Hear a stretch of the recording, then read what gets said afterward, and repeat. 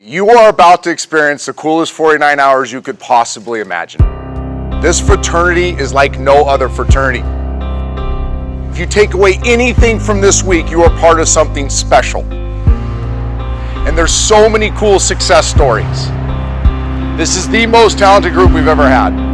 You're the biggest, you're the fastest, you're the strongest. Of all the people in this world that don't give a rat's ass about what you're ranked, I'm number one. What I want to do is I want to expose you to the bigness of this job. This is a big ass job, playing quarterback. And the better you are, the bigger it gets. This is so much more than a football camp. If you take it in, it'll change your life for the better. This is the Elite 11. A competition that for 19 years has determined the top high school quarterbacks in the country. We here, y'all the best, let's be the best, right? 13 regional competitions whittled a pool of over 1,000 rising seniors down to the best 24, who will now vie for a place in the Elite 11. Now you guys are seeing it? Nice discipline, nice discipline! Those who remain will battle it out at Nike headquarters in Oregon. I'm sure some of these kids will be playing on Sundays. Oh, nice! And the MVP will be crowned. Just make it look easy. Oh, new leader in the clubhouse! 80% of today's NFL quarterbacks belong to this distinguished fraternity. Rodgers, Stafford, Breeze, Ben, Luck, Jameis. You don't get to know these future NFL stars, but you will. Fellas, you guys play the most important position on the field. He's eating it! Oh, what a ball! This is the Elite 11.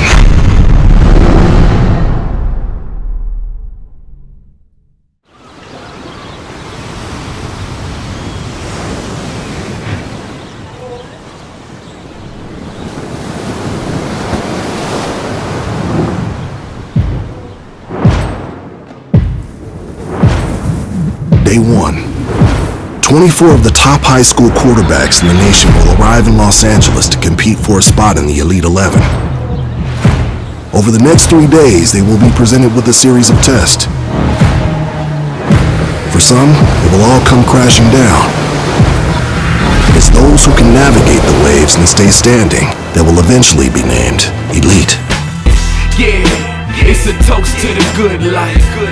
I said it's a toast to the good life. Flying out of California, this was my first flight.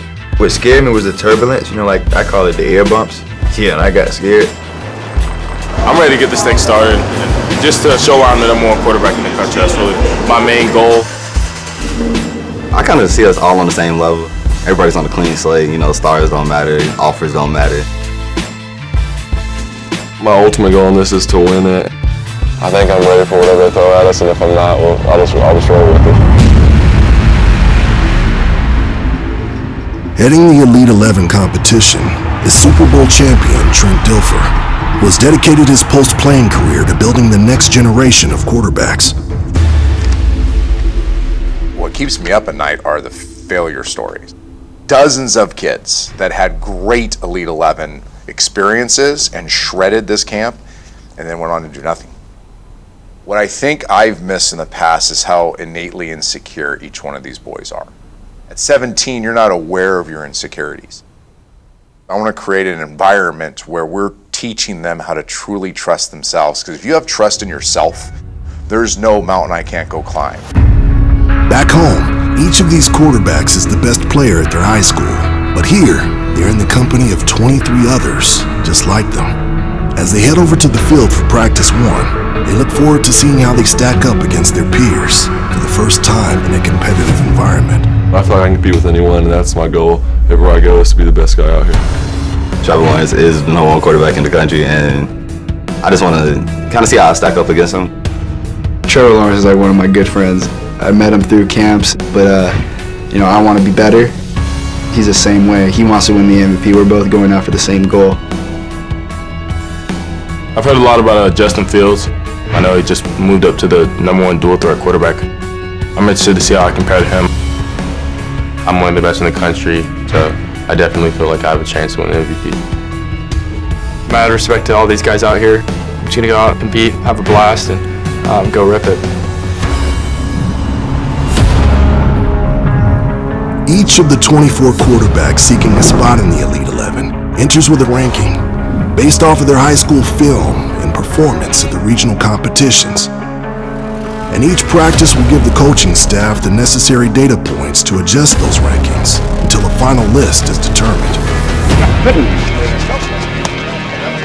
Good finish. Nice ball. There we go. Day one is install. We have a robust NFL-style playbook with over 100 plays. Here we go. Somebody's learning! We just worked on them getting acclimated to what we're going to ask them to do so they can go and compete with it tomorrow.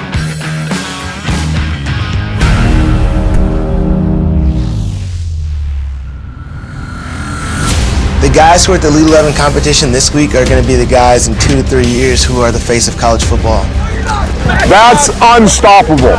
Their size and athleticism and just natural raw ability is so much farther ahead than what we've seen in the past. A lot of 6'3" and above guys. Ooh, I like that move. Beautiful. I cannot believe 16 and 17-year-olds can be this big, this strong, this talented. Good. Nice. Oh, yeah. Hey, bring it on. K's on 2, 1, 2. Okay. This year's class is brimming with talent. Right here. But there's one that stands above the rest. Go. There we go. There we go. He is the hands-down favorite to win the Elite 11 MVP.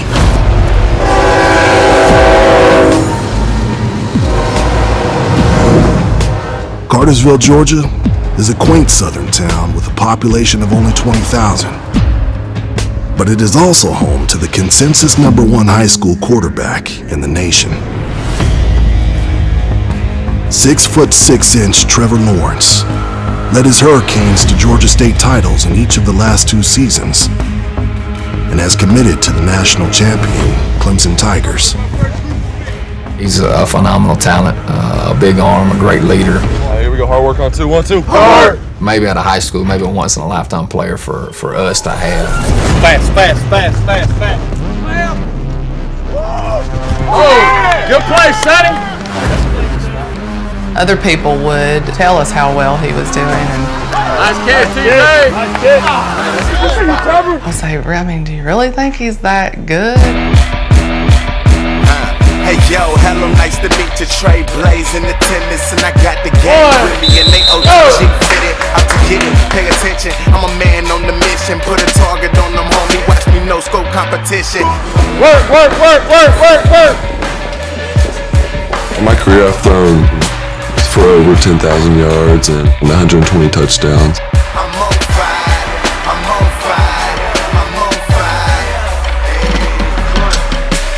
Deshaun Watson has the record for passing yards in Georgia. I'm on fire. But I think I can break his record if I just have another good year. I'm on fire.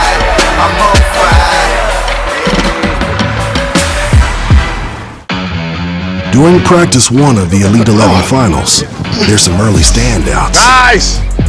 Not surprisingly, it all begins with 6'6" Clemson commit, Trevor Lawrence. Trevor Lawrence kind of reminds me of Joe Flacco. Probably a little bit better athlete than Joe, but that same longer guy that can play compact, gets it out quick.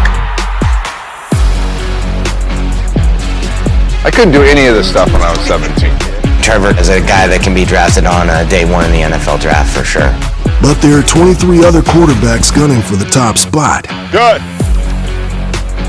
And that starts with Justin Fields, winner ranked #2. Nice ball, Justin.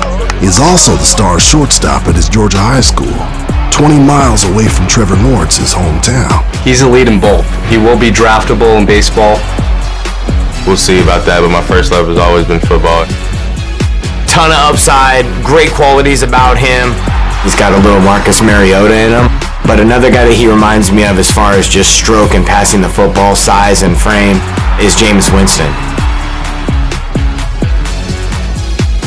Customer service, Justin. Customer service. But this is more than just a 2-horse race. South Carolina commit to Kerryon Joyner, winners ranked #5, is a dual sport athlete who was offered to play basketball at UNC by Roy Williams. so jacked about Takarian Joyner. You know, his film is as exceptional as you'll find. He's a Tyrod Taylor type of player that can extend with his legs, that can beat you outside the pocket, and that ultimately can have a 10 to 12-year career. The only concern you have is the ball can fall apart at times. Just hasn't been exposed to a lot of high-level coaching, and that's okay. Come here. So don't stop everything and take this. You drive through this and you drive it just like you're throwing a go ball. I gotta separate myself somewhere because everybody can throw the ball. Oh yeah! That was awesome! Where am I different? You know, I guess that's what I have to focus on. Matthew Corral at Long Beach Poly. He might have the strongest arm we've had in this camp since Matthew Stafford. Stafford over the middle, caught! You watch the tape and I thought Brett Favre type playmaker. Incredible spatial awareness, like his ability to have people close to him and kind of wiggle out of stuff or spin out of stuff. It's splash reel after splash reel watching his tape. Right now, he throws the ball one tempo, and that is heat. The challenge is going to be to get him to throw a different type of passes. Customer service. Not everybody ordered their plate with hot sauce. It's a blessing to get the knowledge from these coaches and for them to pass down everything that they have. Go. That was a good job. Nice. And then there's Quincy Patterson from Chicago, Illinois, a city not known for elite quarterbacks. Coming in ranked number 23, Patterson is supremely talented, but lacks experience as a passer. This is a grown man, 6'3", 236. Yep. There you go, good job. It's really going to be fascinating to watch him in this Shark Tank this weekend to see how he competes. There it is. Very nice. I just have to stay focused and just make sure that I'm worried about myself and nobody else. As the intensity builds in Los Angeles on day one of the Elite 11 finals, the pressure mounts. There we go. That's your best one. That's a dime. But pressure is something these top recruits have been facing for years. As high school football becomes more competitive, so is the pursuit by Division I programs for future stars that can be groomed into NFL-level talent. The recruiting process started picking up for me in the spring of my freshman year. Colorado State was my first offer. Then some really big schools started offering me. I got LSU, Ole Miss. I guess it was kind of overwhelming when we went to the mailbox, and I bet you there was 100 from a single school. They're supporting you and they're like trying to push that on you, so it's cool. He's riding a pterodactyl in a suit and then has Clemson button on him. Clemson's sincerity and what they kind of wanted me to get out of Clemson, not what they wanted to get out of me, I think was a big thing that gravitated me towards Clemson. Dominance on the football field earned Trevor the right to have his pick of top college programs.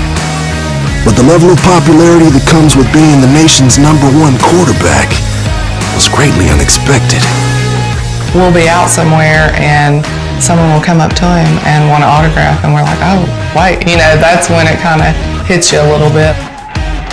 I didn't like it. I was like, this is a lot of pressure for a kid, because then the media angle is, can you retain the #1 spot, and that story goes on forever. Right. Since 1998, the Elite 11 staff has been providing tools to high school quarterbacks who later develop into NFL athletes. What's one thing that would help me sleep better at night? And that goes far beyond the X's and O's. We've started doing NFL-style combine interviews with the quarterbacks. It's an extremely stressful process. Not often are you in front of the general manager, the head coach, the player personnel director, the team psychologist.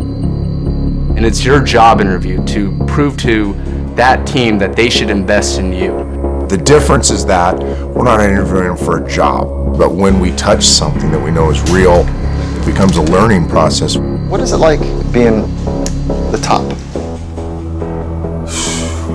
In first place? Good, I guess. I don't know. Sometimes it's stressful and a lot of people pulling at me. What does that mean? A lot of people are pulling at me. The expectations are set so high from just such an early age. So now it's almost like you feel like you can only go down from here, you know? Yes. You know, I don't do this right, that right. People will say I'm overrated, do this or that. So, I mean, it's tough. You know, the bigger trap is that you're defining your worth based on what people are saying about you. Your expectation is you against you. Yeah. So how could you be going this way if you know you can get better? Yeah, you're right. It's a blessing and a curse, but this is what I guess you'd say I signed up for and what I wanted, so I'm ready for it. As the first day's practice nears its completion, head coach Trent Dilfer decides to turn up the heat. Have you heard the term firm with an arc? It's got to come out high and it's got to finish on the mask. It should take his hands and make him want to do that. That's the type of energy on the ball. Are we clear? This is one of your first tests. Devin, you're up.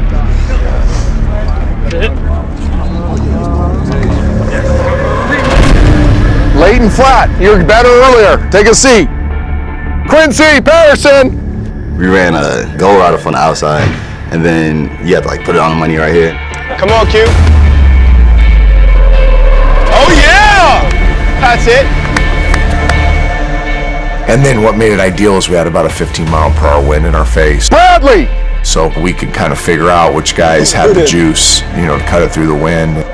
Ah, get it up! Just got him killed! Jack West! Take a seat, and you just killed your left tackle. DTR! Go! I had a nice little ball at the end, and everybody kind of got excited. Oh, yeah! Shot. Really good. Fields! Every throw counts, every throw matters. Oh! There we go. To Karen. Let's go. Remember George shot you, nice and smooth, right? Well, I was kind of nervous, I'm not gonna lie, so I know I didn't perform at my best at all. Take a seat, take a seat. Corral. You just have to execute it. Let's go. Just be calm and smooth. Really good. I see the fire. I wanted to kind of pick out a guy that everybody had seen throw the ball throughout the day at a high level. You know who's last? Let's go, Trevor.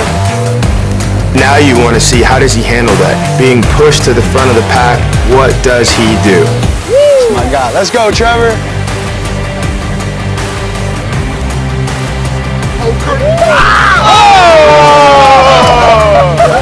It's good to stack up against those other guys and get put on the spot, and so I thought that was a lot of fun.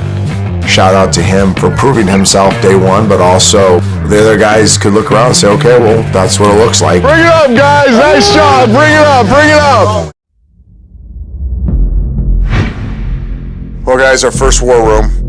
Each night at the Elite 11 Finals, we'll have our war room. We're going back over the day and what we saw to try and whittle it down to the quarterbacks that will be selected as the Elite 11. All right, well, let's pay off the top. Trevor's kind of an easy discussion, right? He makes very difficult things look easy. I think what was interesting, though, was he was looking around. You want to see where he stacked up. In competition like this, it's kind of hard to sometimes separate yourself because all those guys are good up there. All of them can throw it, and we're throwing in the air right now. So a guy who came in high, like DeCarrion Joyner, who we love his tape. I think he's got a chance to get a lot better up until Sunday, but obviously he's got work to do. In different areas, I feel like I can grow, and I think that's why I'm glad to be in this situation I'm in now with the Elite 11. We didn't talk about Fields, who I absolutely love today. He's not just an athlete throwing the ball around. He's a passer that happens to be a really, really exceptional athlete, too. It'll just be interesting as we ratchet it up. Does he separate, or does he kind of fall back? Tomorrow night's really going to matter. The first rankings come out. I can't wait to see the first list posted. Honestly, I haven't thought about where I was ranked. We got a lot of good quarterbacks out here. Hopefully we're number one. That's what I'm going for. Greatness is within you now. Pro Day is the big audition. Play strong. No fear now. You got to perform at your best. No balls hit the turf. We rate every ball. Bam, that's 3 City. Here we go, coming up. Starts giving us the data points we need to find the 11. Oh, yeah.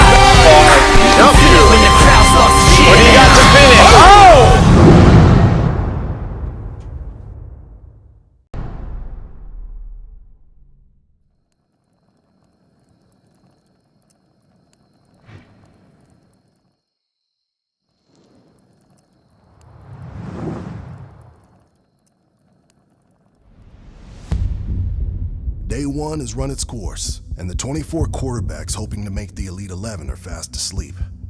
The heat will rise tomorrow, Pro Day. Under the lights, each athlete will have to perform one by one with everyone watching. But day two begins with the rankings. The Elite 11 staff has evaluated the game film. They've seen the quarterbacks compete in the regional process, and now in Los Angeles for the finals.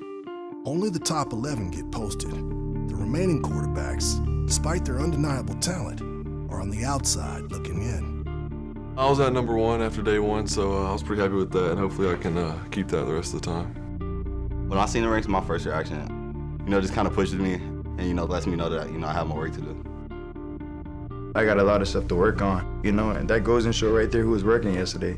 And clearly I wasn't. I was really just to look at that number one spot. And when I did that today, I wasn't on it, so I kind of just skimmed right past the list and was ready to work today.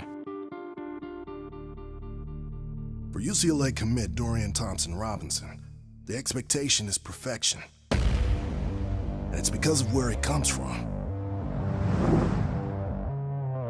Bishop Gorman High School in Las Vegas, one of the top-ranked programs in the country.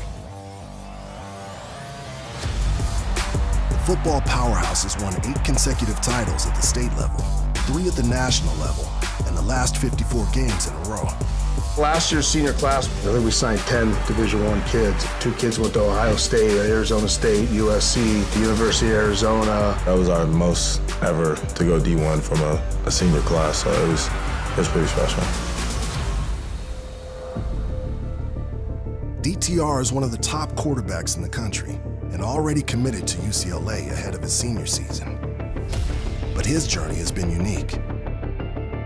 For the past 3 years, Tate Martell was at the helm, going 45-0 before graduating and enrolling at Ohio State. And DTR has yet to start a varsity game at the quarterback position. My junior year, I started at a receiver, and my sophomore year, I was just a full-time backup. You got to be a different type of dude to kind of, sit in the position he was at for that long and, kind of buy your time. I think he's done a great job of embracing what we've done here. He's done a great job of being accountable to himself in the program, showing up every day, putting the work into it. There you go. Good ball. There you go. I kind of just knew where I am now was going to be the end result, so it was a great journey, and I'm glad I could be a part of it.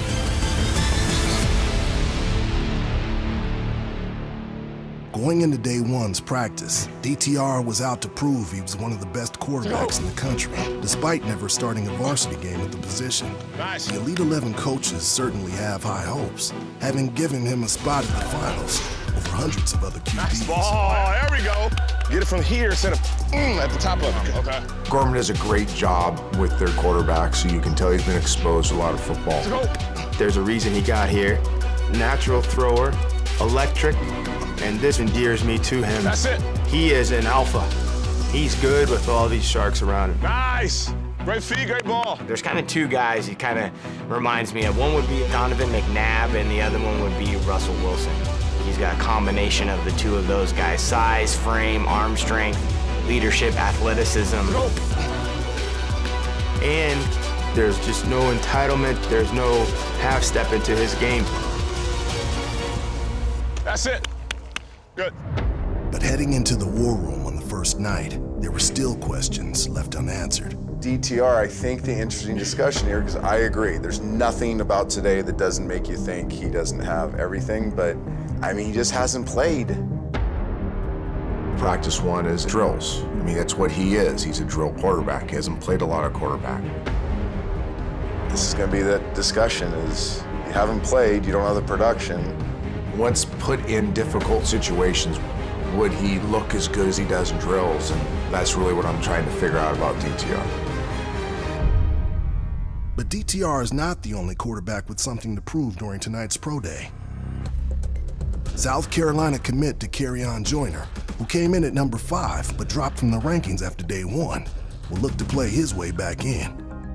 But football is just a small piece of the challenges in his life. Can you take us through the adversity you've gone through, but how you rebounded to be where you are right now? After my father passed away, it was easy for me to fall off on the wrong path because I had 2 older brothers that dropped out of school. But I think because of my mother kind of kept me centered. One of the most special things has been getting to know Dakarion Joyner on a personal level. It's amazing to see the kid he is. Where I'm from in Charleston is like gun violence is a big thing. But my first time losing my friend on Christmas Day, I didn't know how to react. Let's drill into that because that's that I have no concept of. You're having to deal with this every day? Yes, sir. I cried because I was depressed. You know, like I mentioned, that was my first time losing a friend, so I didn't know how to react. And the fact that my friend that got killed 3 weeks later at a party. So it's like, wow, I gotta watch who I trust. Yeah, sir. You kind of start seeing when they share this stuff with you, when they're really vulnerable, you start to have an appreciation for what great young men they are and how much they've had to overcome at such a young age. This is strong right now. Do you feel this? Yes, sir. This is strong. Do you know why we're saying that? Yes, sir. Authenticity. I kind of found football helped me get through the depression part of it. You know, football was just always my exit. Like, the players have cleaned up techniques and drills on day 1. The playbook has been installed. They've asked questions. Now for the fun part, Pro Day. Over the next few hours, the Elite 11 coaches will begin compiling the data they need to build the next set of rankings. For the players, it's time to perform. Okay, we're gonna walk through the drill, how it's gonna work. We're gonna start on the 10. Pro Day is the big audition. Let it fly, high, deep angle, arm talent throw. We run all these guys through 20 different throws. They'll all follow each other in order as they go through, and it's scripted. Receiver will strike an angle, bang him on the face mask. From there, we'll move up 10 yards. I'm really anxious. I know it's gonna be hard. I'm gonna have maybe a couple bad throws here and there, but just to really just finish through and show what I got. one thing I learned, just to relax. I'll focus on trusting myself, relaxing, and being confident in my throw. There's 2 types of leaders. There's thermometer leaders and there's thermostat leaders. A thermometer leader steps on the field and just acclimates to what everybody else is doing. A thermostat leader jacks this thing up, and everybody knows he's here. The field feels different. Your skin feels different. There's just a juice to you. For 3.5 hours, thermostat leaders out here. You bring it. Trevor Lawrence, you are up. Everybody get back. It was good. I like getting out of the way, and I don't mind going first. That's fine with me. Let's roll, babe. Nice ball, nice ball. Okay, here we go. Good, really good. Move it up. You got to perform at your best. No balls hit the turf. We rate every ball. It's a very fun environment, and it's tough. Nice. 1. Where does the ball finish? Does it finish on the face mask? That's a 3. That's a dime. Tres. Good, really good. Does it finish within the body? It's a 2. That's a 2 ball, that's great. And then a 1. The receiver did a little for the quarterback to get that ball caught. Oh, 1. Lucky for the catch. Move up. We don't have time to be tired. Nice throw. All right, we got Quincy Patterson in the house. Quincy Patterson came to the competition ranked number 23 with a lot to prove. His athleticism is undeniable, but he comes from a run-heavy offense in high school and doesn't have much experience as a passer. But Patterson's stock rose after day 1, where he engaged in the learning process, and he looks to impress once again at Pro Day. Good action. 1.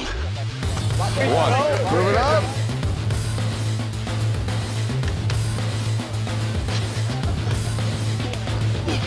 Oh, yeah. 1. Quincy's Pro Day was indicative of Quincy's 2 days with us so far.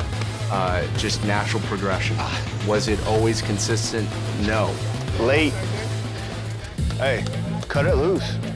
You waiting to see. If you feel it, you gotta go. But do you see that the wheels are spinning in his head, that he wants to learn and that he wants to soak in every coaching point? Absolutely. Not bad. I was just picturing, perfect ball right to the face. Oh, that's goal. Just trying to make that happen. Trice. Come on, Q. Oh my gosh. A big two, a big two. Q, good work. Carry Joyner, you in the house? Carry on. DJ. Coming into the Elite 11 finals, South Carolina commit to Carry-On Joyner impressed coaches with his high school highlight reel. But after struggling on day one and dropping in the rankings, he knew he had to be better. I told myself after I saw the list, I was like, someone's getting got today. Someone's getting jumped today. And I took that, put that chip on my shoulder and was balling. Yeah, just stacking those chips. Give it to him. Two. Marching down the field, Joyner's remarkable athleticism was on display. Nice throw, DJ! But the coaches quickly noticed the flaws in his mechanics were stifling him. Are you watching when he does the ball? Yeah, flips it every time. That's a distraction. He's not even gripping the laces. Hey, pick a grip and stay with the grip. You keep flipping the ball. Okay. That's a distraction. Jiggle. That's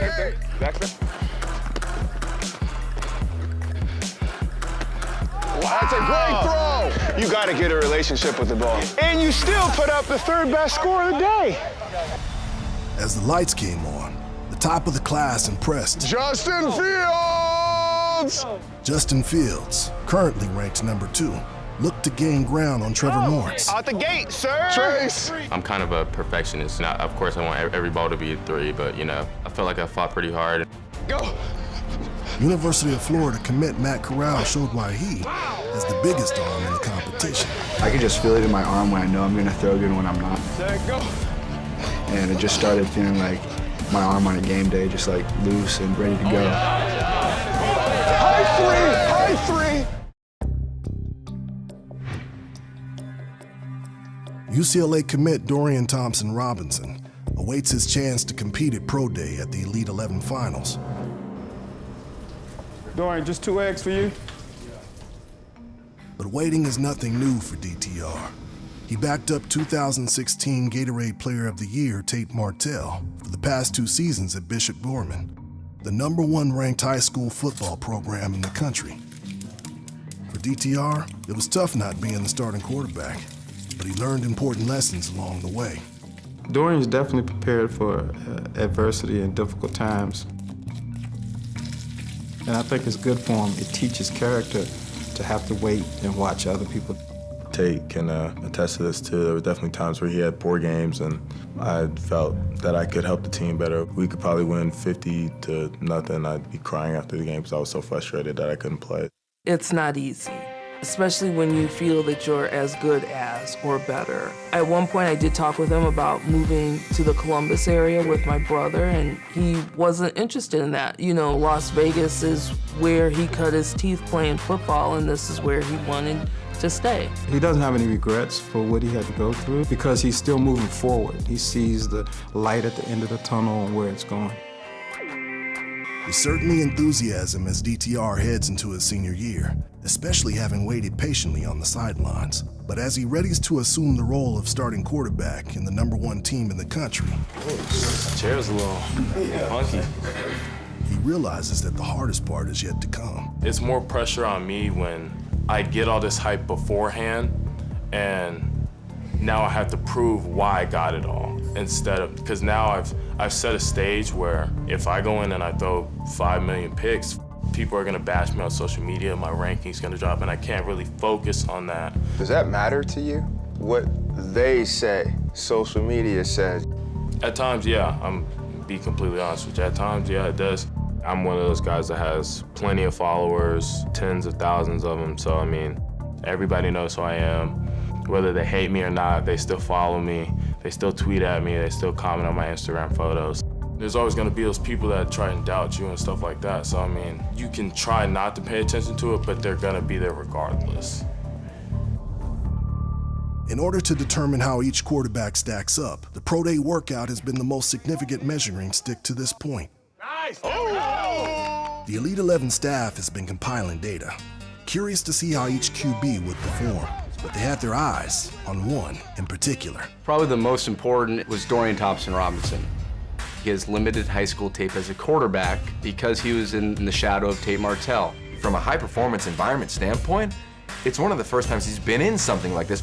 Compounding matters, DTR would have his number called, dead last. He had to wait well over 3.5 hours. Oh, nice. Nice timing, Jack Tuttle. A lot of negative self-talk could probably go into any quarterback's mind at that point. But would that be the case for DTR? Yep, save the best for last. I'm one of those guys that thrive off of competition. I want the lights to be bright, I want them to be big. Bring in the closer. This is beautiful. I like this. Final quarterback of the evening from Bishop Gorman, Dorian Thompson-Robinson. Let's go, Gorman! Let's go. Oh, yeah! He's kind of got that internal mechanism that he knows when it's go time. Nice, make it look easy. Just make it look easy, DTR. Good.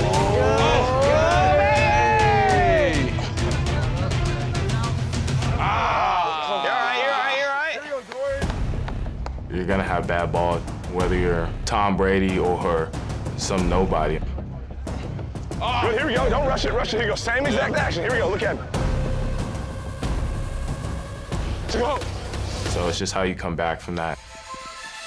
Oh, that's a dime. I mean, this is a young man who took a breath, leaned into all the things that he learned, from the high-performance psychology to competing to the social media. I thought he literally pulled everything together. Dorian finished in the top 3 of all the quarterbacks, and he checked the box big time. Nice ball. Let's go, Dorian. They know I want to be the top guy here. They know I want to show my stuff because I haven't gotten to. I won that top spot, and I'm going to work to get it. With Pro Day complete, Day 2 has reached its end for the quarterbacks. But the Elite 11 staff has work to do, as the second rankings will be released tomorrow. As expected, the top of the class has performed well, and there won't be much movement among them. For the quarterbacks on the bubble, it's a different story. DeCarrion Joyner, you in the house? DJ's gonna be a tough discussion. His film was off the charts. We talked to him about it in the combine interview. I thought his interview was powerful. To be the kid that he still is incredible. He's so awesome. If he doesn't perform like he needs to tomorrow, we can't put him through and be real to the other 23 guys. And I think he would tell, if he sat here, he would say that. Okay. So with DTR, he's the last guy under the lights. We're all watching. This is his first real moment as a quarterback. For Dorian to step up and to not flinch under that environment, to be the 3rd highest Pro Day score out of all 24 quarterbacks, I was blown away by that. I still think DTR is a bubble guy because of his lack of playing production as a junior. But I do think 7-on-7, there's gonna be 5 guys that matters the most to, and he's gonna be one of those 5 guys. Next time on Elite 11, the rankings will be posted once again, and then 7-on-7. 7-on-7 is the last obstacle in these quarterbacks' way to get to the Elite 11. Got him. That's a big time play. For the bubble guys, this is it. You got every opportunity in the world to launch your way up, pack those bags, and get into the top 11. Oh my gosh. One more day. Oh, what a ball. One more competition to call yourself elite.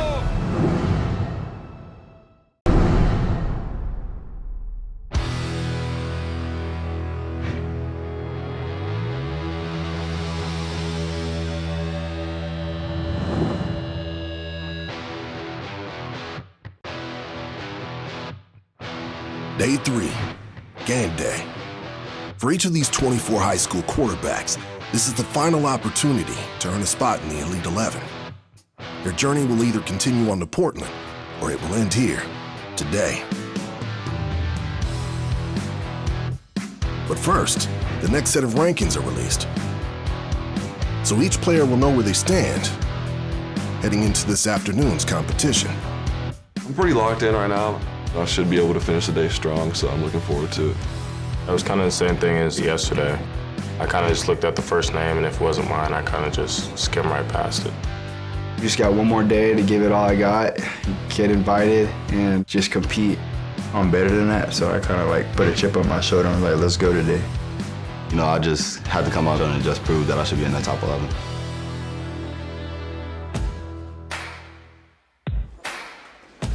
You know, I usually get in the locker room before a game, this is kind of our game day, and coach is going through what we got to do to win.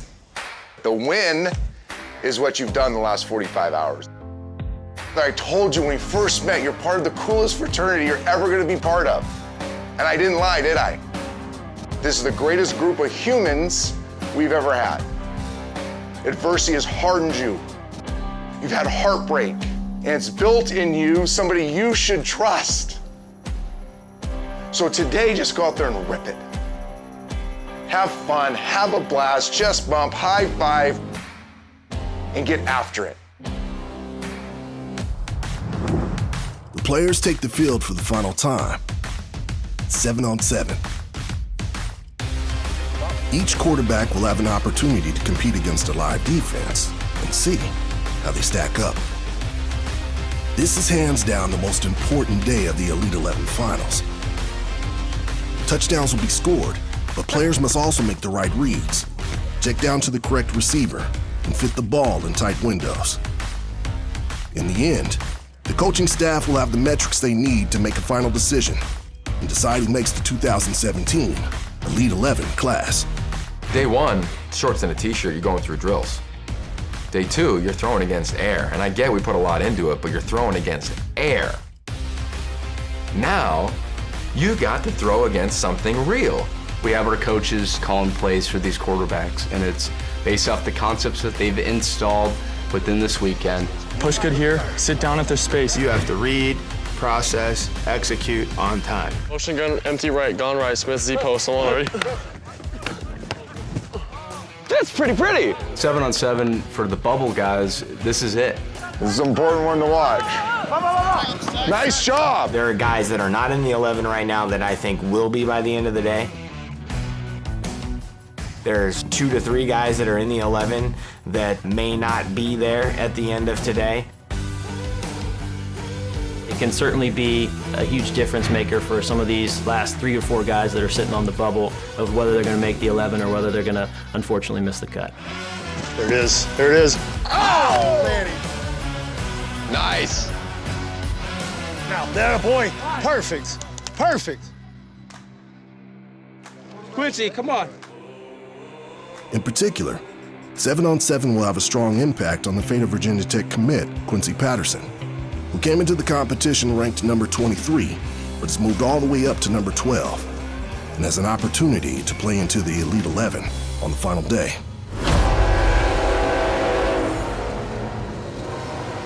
Patterson hails from Chicago, Illinois, a city not known for grooming high-level quarterbacks.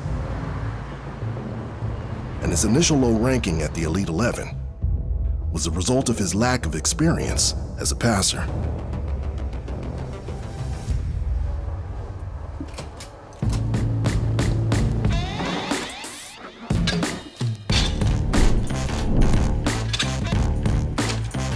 The type of offense we run is a spread out of the gun, so I'm never under center, like literally never unless you're doing a QB sneak or it's the end of the game and I'm doing a kneel. And I'm counting my blessings, but changing the way that the game is played. I was destined to shine, I was born great. I'm truly gifted, I've learned to control my fate. The past 3 years we've run the ball 80% of the time.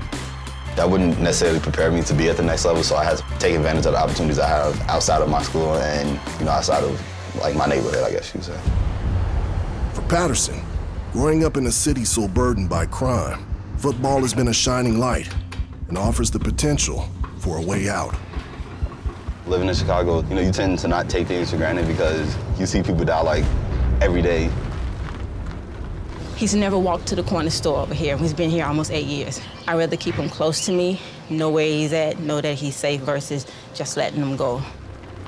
Well, I have a couple of friends, like they've been in gangs and then, they post something on Facebook. And then 2 days later, they end up dead because of what they posted on Facebook. There was an 8th grader, I want to say Quincy was in 6th grade. He was actually killed right here on this corner. This is a corner where all the game breakers used to be able to be right here right there, and then they'll be right here too. In Chicago, if they don't know who you are and you're in their neighborhood, you're either gonna get shot at, or like followed. The stuff that you hear on the news is real. And he know that he don't want to become another victim of it.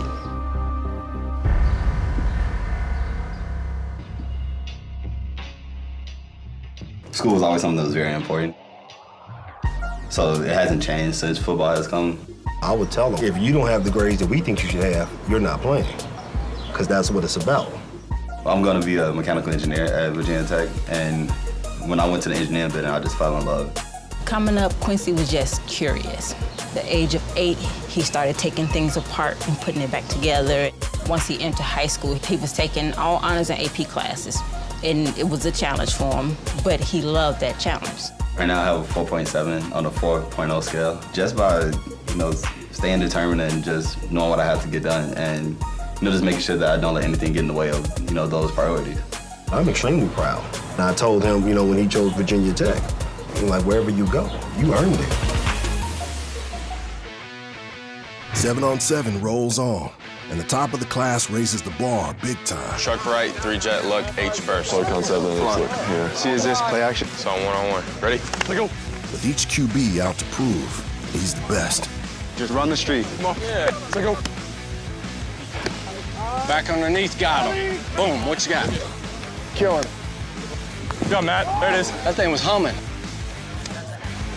Clemson commit Trevor Lawrence, who coaches compared to Joe Flacco, continues to show why he's the #1 quarterback in the country. That's really good. You got a quick release. Man. My goal coming here originally was to be the top guy. Oh my goodness! I think I've done pretty well up to now. Like, you gotta challenge yourself, or you get bored out here. I already know. Let's go. #2 ranked Justin Fields, who has shown similarities to Jameis Winston. Way to go, Justin! Displays a remarkable mix of athleticism and knowledge of the playbook. Nice touch, Fields. Nice touch. Good ball, bro. I feel like I've done everything I can. Nice. I'm just gonna continue to get better, and if I make it to Portland, I'll definitely be ready to compete. Down, set, go. Match up outside. Good ball. Good ball. And Florida commit Matt Corral, whose arm reminded coaches of Matthew Stafford, demonstrates an ability to put a touch on the ball when necessary. Good. Really good progression. Good check down. Matt, it's perfect. Everything we throw with no defender should be 100%. So now that we have defenders, Dime. I just got to know the playbook and give it all I got and just compete. That is the future of the game right there, is doing the right thing over and over and over again. For Dorian Thompson-Robinson, who has yet to start a varsity game at quarterback, 7-on-7 is particularly important. I was really working on just being mentally prepared, and if I made a bad pass, give that self-talk and that confidence to really go back the next play and throw a dime. Even though DTR comes into the final day ranked #8, he will have to calm the mind and perform near perfect to keep a spot in the rankings. His lack of high school game film has worked against him from the start, and the coaches will be paying particular attention to his 7-on-7. He'll spin the ball, because that's what he does, but can he be consistent? 1, 2, 3. If you get quarters, you can peak here. Okay. And then finish it with 2 to 3. All right. Dorian, first play, a lot going on. If you go through this progression, can you actually subtly kick back each time like we worked on? The throw that stood out for me for Dorian was play 1. Oh my gosh. Oh wow. Probably the most impressive thing he did was he understood. This guy hasn't played a lot of football, but he understood there's a lot of different tempos. Got it, steal it, steal it. Nice, good job. Great job with tempo. You couldn't have thrown that one up there. That was perfect. Nice job, Dorian! Sorry, I'm a little loud. I was tracking attempts, completions, and then touchdowns, more to kind of give feedback to his quarterback coach. She's my biggest supporter. She's my biggest fan. Yes! Let's go! Considering this is a kid who's not started a varsity football game yet, for him to come out here and compete and handle the pressure, he's doing really, really well. You're making this look too easy, DTR. Let go, Dorian! That was a good catch. Dorian. Great job, man. Yes, sir. Proud of you. Having fun? Yes, sir. Good job. DTR's performance was impressive, but his fate won't be decided until later. For Dakarian Joyner, who came into the competition at number 5 before slipping out of the rankings, he must have a big day in order to take someone else's spot in the Elite 11. Here we go, double right, belly pass, right, Brady, F shallow cross, 1 on, ready? Okay, I feel that. Let's go. Here we go, DJ, here we go, babe. Nice, Dakarian. Okay, hello. Oh, what a ball. Shot carry on. Out of babe, out of way. He completed it, he moved the chains, Nice. Move the chain. put the ball in the end zone. Out of babe, way to rip. This was kind of the time to like let it loose and like show the coach what you're working on. Okay, we'll take it. Wheelhouse. Job, DJ. I relaxed, I balled, I was confident, I trusted myself. Last play. I was pretty solid. 5, 4. Oh, yes! That's what I'm talking about, baby. That was beautiful. Yes! That way to finish. Nice ball, son. Nice job. That way to finish, man. 4 drives, Appreciate it. 4 touchdowns. Only 3 quarterbacks found the end zone more than Dakarian Joyner in 7-on-7. But the competition is not based on TDs alone, and the coaches would have to determine whether he made the right reads along the way. So would it be enough? Or would another quarterback step up and knock him out?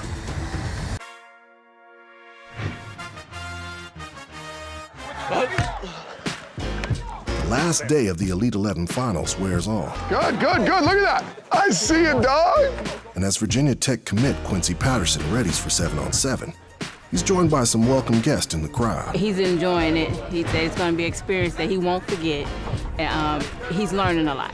He said he's going to have a lot to take back home with him. Patterson's parents took the 4.5-hour flight from Chicago to see their son compete, which was a long journey for his father in particular.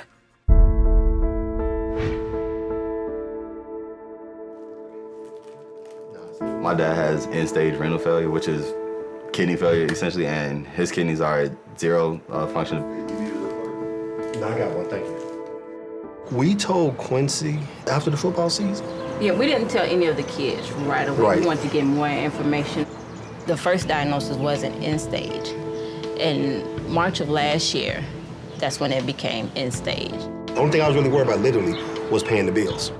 For a long time, I was always at work. I mean, literally, I would work 7 days a week, sometimes 24 hours a day. And it's funny how sickness can change your outlook on life too, because since the diagnosis, I can tell that we all have come together. He goes to dialysis 3 days a week, Monday, Wednesday, and Friday.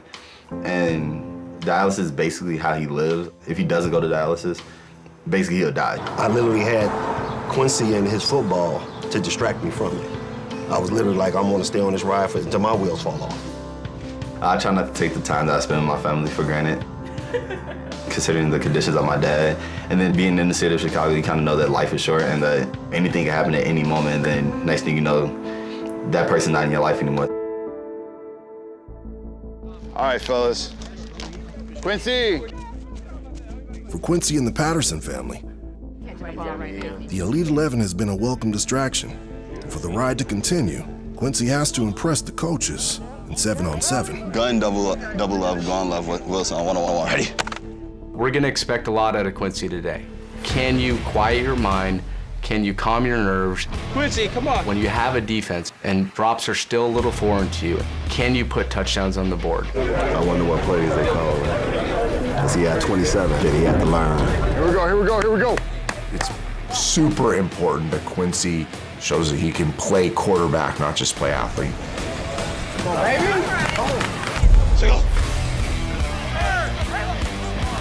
That's what you do, Quincy.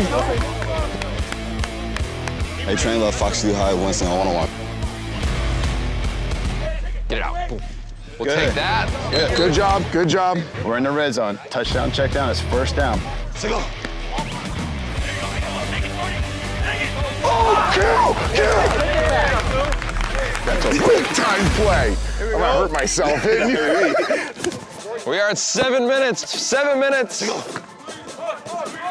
Yes, that's where we throw it. That's the first look, Q. Good job. Here's a guy who plays in a really simple offense in his high school. He runs more than he passes, and today in 7-on-7, his first time executing these concepts against live action, he was getting to his third and fourth receiver. Single. I'm talking about skill set right there, bro. Smart, smart, smart. Good job. Red zone, touchdown, check down. Single. It just felt way better than, the past 2 days. I was more zoned in. I wasn't focused about what everybody else is doing. Nice read. Are you kidding me? Good job, Q. He went out there and he played from under center, not in the shotgun. He did play action pass. Quincy! He threw guys open. He made big boy throws.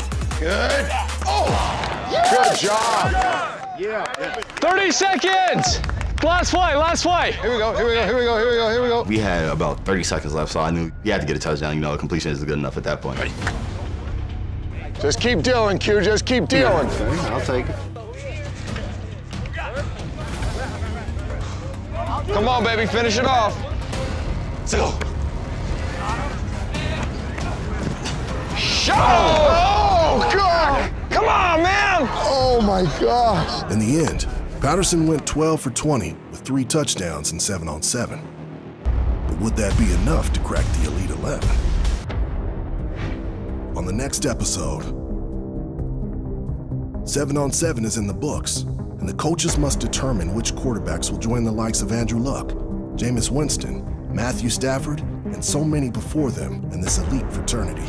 The 2017 class must be decided. I would be comfortable taking 18 of these kids, but we gotta whittle this thing down and go about our business the right way. You saw him in the 7-on-7, the ball came out on time. He can throw it, and he has a little chip on his shoulder because he feels like he's been a little slighted throughout the process. He wanted to prove that he was worthy of being in the room with big names around the country. I wouldn't be shocked if he took a run in Oregon to be the top guy, if he took the tools and progressed at the cadence he did over the last 3 days. From everything we've put him through this weekend, he's checked all those boxes. Now the hard work is what's coming next. Find out who gets sent home. So no matter how much I love you, and I believe if I took you to Oregon, you'd shred it, I just can't do it. And who earns a spot in the Elite 11 and a ticket to Portland for the opening, the most competitive high school football tournament in the country. It's these epic 5 days on Nike World Headquarters.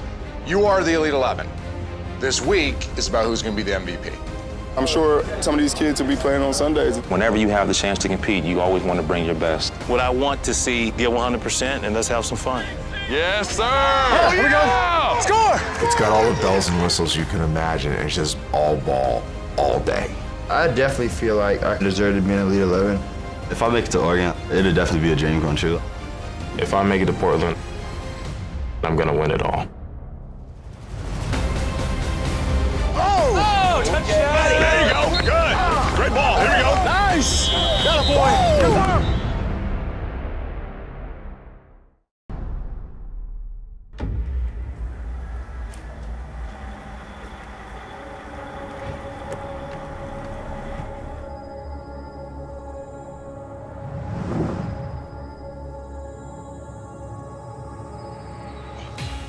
The Elite 11 final saw 24 of the nation's best quarterbacks compete against their peers over 3 days. But the Elite 11 process has so much more to offer. This is one of the greatest competitors that's ever competed at any sport. Players experienced greatness with 3-time Olympic gold medalist Kerry Walsh-Jennings. Straight arms out and straight. What you guys are going through is priceless. Enjoy it. Be here. Do not squander it. 1, 2, 3, win! And they learned from those who came before them, like Elite 11 alum Josh Rosen. Try to understand and kind of map out where you want to head in social media because you should be very conscientious of what you're doing with that. But now, it's about learning who moves on and whose journey, unfortunately, will end. Part of this was easy because our studs coming in verified that they're studs. And, you can talk about the order of them, but Trevor Lawrence, to me, no-brainer. When you just look at the measurables of Trevor Lawrence, it kind of pops out. 6'6", 210 pounds. His NFL comparable, if at the high school level you got to see him, would probably be a Joe Flacco type of player.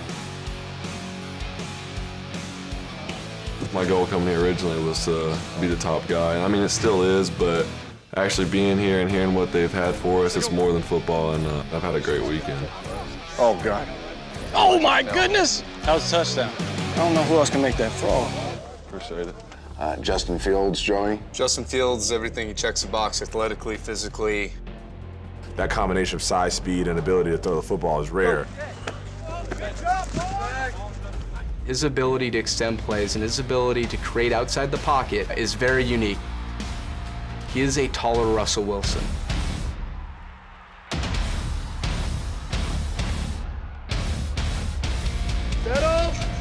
Nice touch, Fields.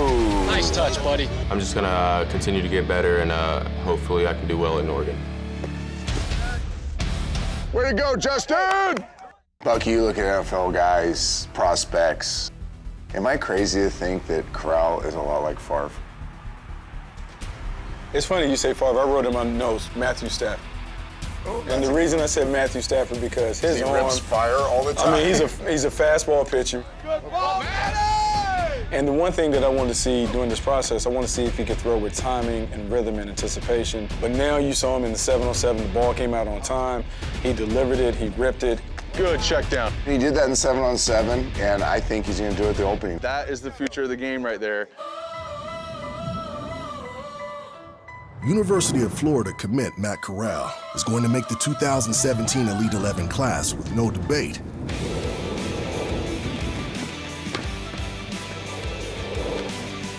Proving himself as one of the best high school quarterbacks in the nation. But when he first started playing football as a youngster in Southern California, it was on the other side of the field.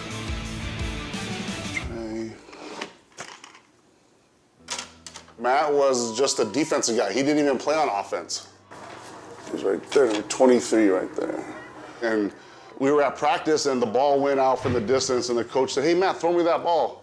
And then Matt picked the ball up and the coach was like, "Oh, this kid can throw." He didn't start playing only quarterback position until his freshman year when he got to Oaks Christian. Corral spent the first 3 years of high school playing at Oaks Christian in Westlake Village, California. And the arm strength that coaches saw early on was on full display.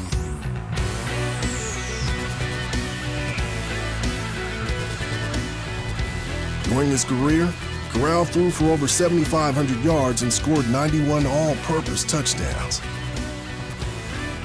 But senior year will offer a new look and a new school, 60 miles to the southeast.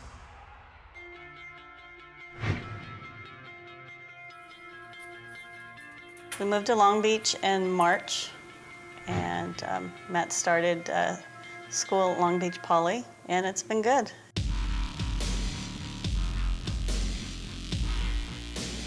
Long Beach Poly is a Southern California football powerhouse, currently led by Super Bowl champion Antonio Pierce. Long tradition. Most NFL guys in any high school in the U.S.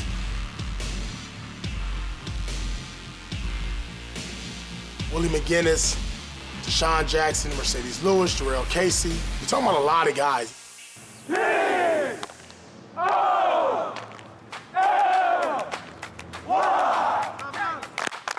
We're all on the same mission. We all want to go to the NFL. Get a break, get a break. 1, 2, 3. Spread right, 500, double comeback on 1-on-1, ready? Hey, do hippo. Set. I'm blessed with an appetite for excess. Came from the bottom to an exec. Down. They're preparing me for a pro-style offense. It's going to get me ready for college. Yes. So I can hopefully one day play in the NFL. It's a beautiful thing to chase dreams. Most refuse to do it, they just chase me. Thank you, Matt Corral. He can be a guy that in 10 years we're talking about at the highest level.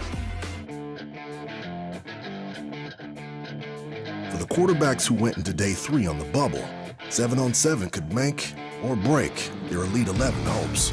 Shot carry on. Job DJ. Quincy.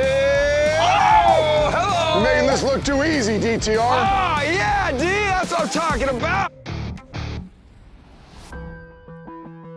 Well, guys, you know, one of the big dilemmas of this week was Dorian Thompson-Robinson, DTR. We didn't have the tape. We don't have the evidence. He backed up Tate Martell, one of the great high school quarterbacks ever.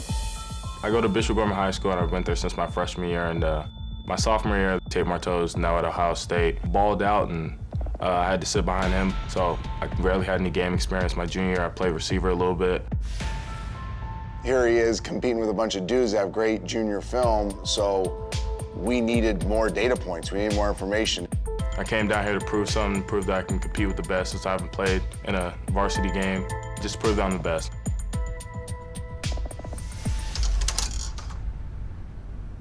How do you feel about yourself? Pretty good. I feel like a new person. Explain that a little bit. I wasn't really myself. I was trying to be somebody I really wasn't. Trying to be that kid that was, oh, I go to Bishop Gorman, I got this, I got that, I got this, I got that. Your combine interview is really revealing. It's more pressure on me when I get all this hype beforehand, and now I have to prove why I got it all. You got better the more pressure there was. You got better the more decisions you had to make. That's a dime. He came out and just shredded the 7-on-7. Okay, hello. So go. Got it, stealing. Nice, good job. Hey, that was perfect. Earned his spot, the first ever non-starter as a junior to be an Elite 11 quarterback. You're not just in, dude. You can go win the MVP. Oh, yeah. Yeah, you told me I got invited. I'm definitely gonna go out there and do what I did here and just be myself, and I'm ready to go tear it up in Oregon.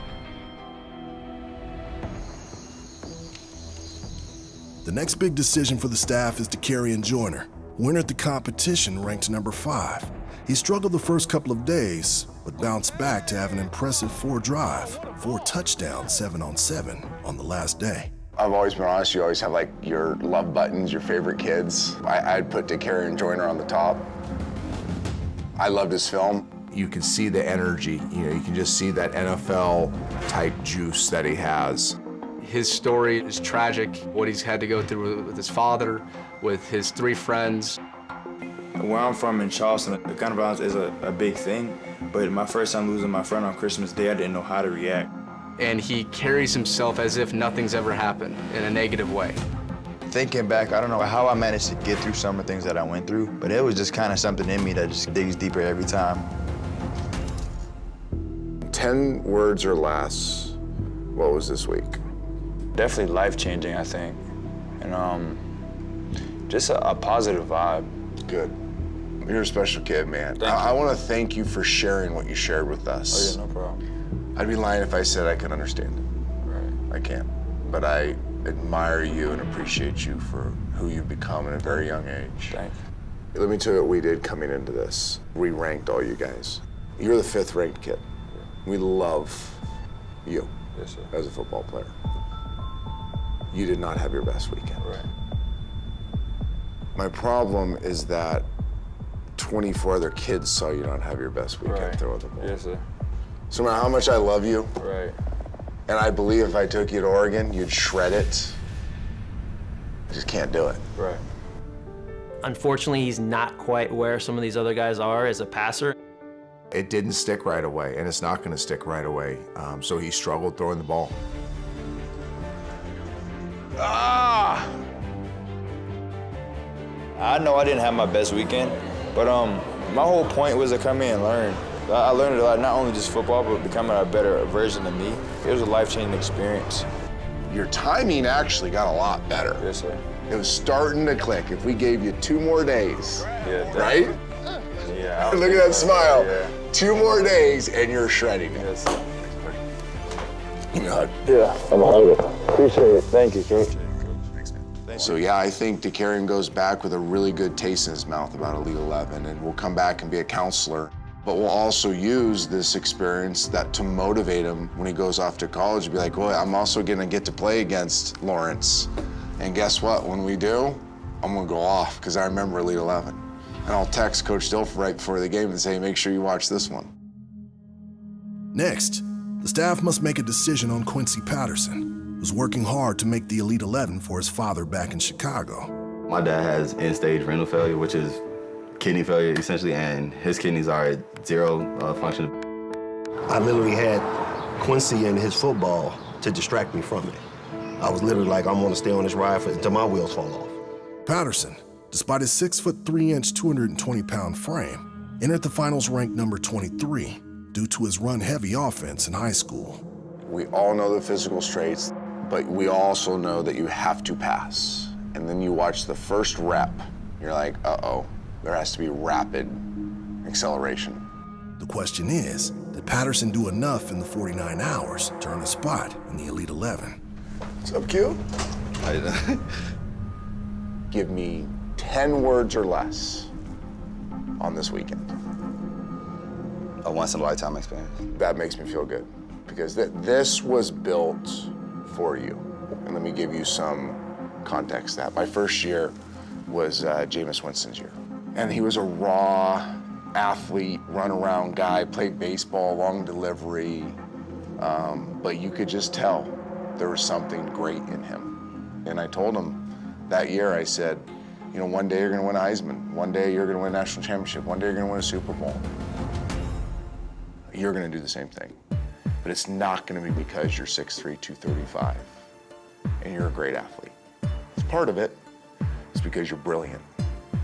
What you did today, you played from under center, which you've never done. You turned your back to the defense. You've never gone through progressions. You didn't know this playbook. This is all new.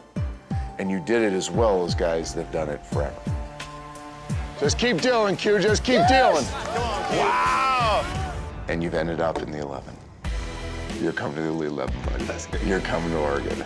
You excited? Definitely. All I can do is smile. I was trying to talk, but it was coming out kind of weird because I was smiling so hard. But I was definitely pumped. And, you know, it's kind of a sigh of relief to find, you know, that I am in the 11. You know, that's huge. The 2017 Elite 11 class is set. Rappers falling off and I can't help but started with a dream, then all of it came true. Now the only thing I know is there's nothing I can't do. You're now rocking with the best. For many of the Elite 11 quarterbacks, who all have NFL aspirations, they have yet to be introduced to football at its highest level. As a result, 7 years ago, Student Sports introduced The Opening, which is a week-long hybrid between NFL Combine, competition, and training camp. This isn't once upon a time, prepare the throne because it's about to be mine. All Elite 11 quarterbacks attend, as well as the best skill position players from around the country. And at Nike World headquarters in Portland, Oregon, they will battle for football supremacy. Try not to knock us off our stride, we just reaching our prime. Nowhere to go but up, and this is our time, let's get it.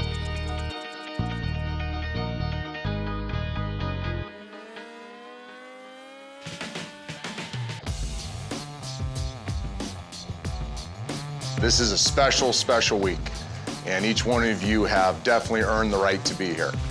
You are the Elite 11. This week is about who's going to be the MVP.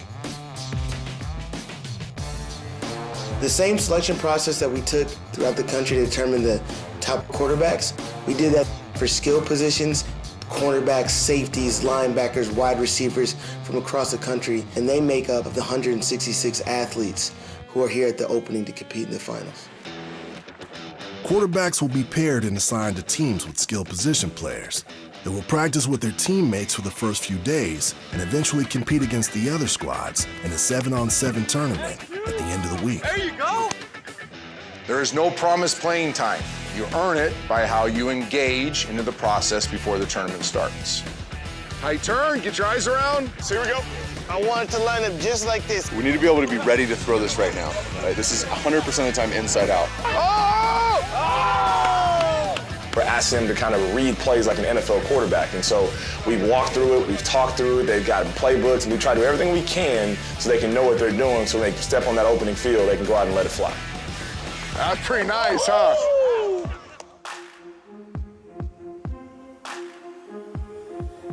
There's not much separation. We're all really good quarterbacks. My goal is ultimately be the best quarterback here. I kind of just have to establish myself and just make sure that, you know, when I leave here, people know my name. That's in. He was in. You're around the best of the best in the country. You got to figure out a way to be better than the next person. Just to be around these guys is really cool, and I'm definitely going to make the most out of this opportunity. It is balls to the wall for 6 straight days, so strap it on, be ready to go. The opening rolls on. The Elite 11 quarterbacks are joined at practice by NFL royalty. Today, in our presence, we have the greatest wide receiver that ever played this game. All-time leader in receptions, receiving yards, touchdowns. 197 touchdowns? 22,895 yards. 208 touchdowns. Hey, who threw you 206? Back to the end zone? You did, yeah. It was an unreal experience. Jerry Rice being one of the greatest receivers and just talking to us about hard work and heart. I wanted to be the greatest football player to ever play the game. And I was not the most talented. I was not the fastest. What I had, it was here. For these young players who are the elite athletes, if they can start to learn examples at this age, what it really takes to separate yourself, it can end up being something so impactful that it changes their trajectory for the rest of their career in a 3 or 4 day weekend up here in Oregon. I'm getting ready to get busy right now. They ain't seen nothing like this, I'm telling you.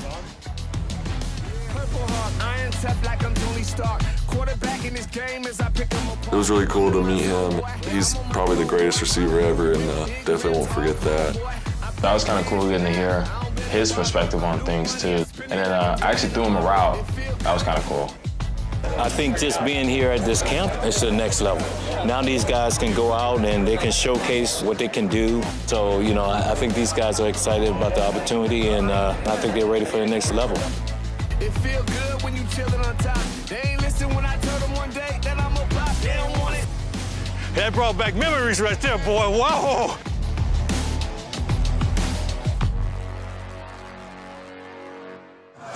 On the next Elite 11, the players are joined by more NFL stars. 4 years ago, I was just like you guys. And then the 7-on-7s begin, and the race for MVP is on. It's just time to go have fun and just all out in the 7-on-7. Corral, touchdown. Anything to get that #1 spot, I'm going to do, and definitely trying to go for that MVP. That's a touchdown.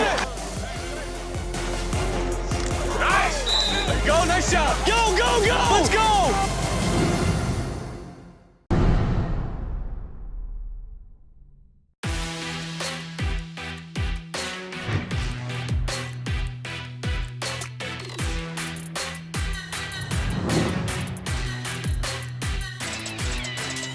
Over 1,000 high school quarterbacks were evaluated. 24 competed at the finals in Los Angeles, and now only the Elite 11 remain.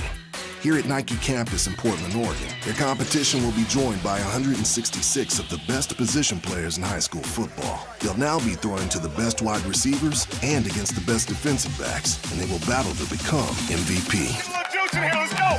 Next team up. At week's end, the quarterbacks and their teams will compete in a 7-on-7 tournament where a champion team and an MVP quarterback will be crowned. The time for rankings is over, and the field is wide open. With a dominant performance, any quarterback could go out and win the Elite 11 MVP. The early leader for MVP is Clemson commit Trevor Lawrence out of Cartersville, Georgia, who was ranked #1 throughout the Elite 11 process. Trevor Lawrence obviously came in looking to win this MVP, and he's got a squad that he could do it with.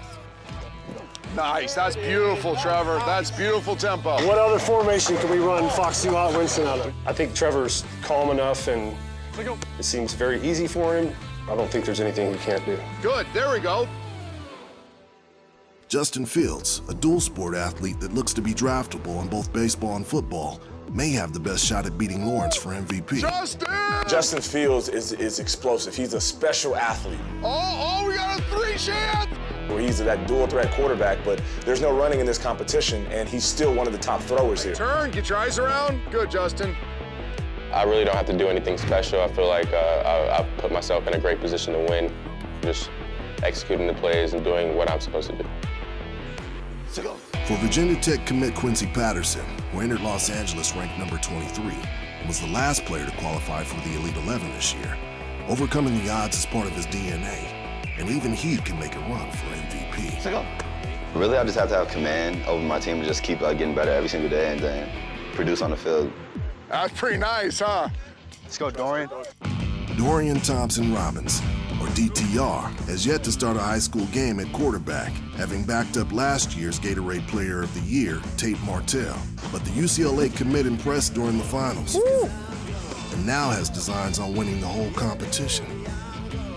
What a unique opportunity for him to actually compete and beat other people out. He didn't have that chance as a junior, but he's got it up here. Anything to get that #1 spot, I'm gonna do, and definitely trying to go for that MVP. Set, go.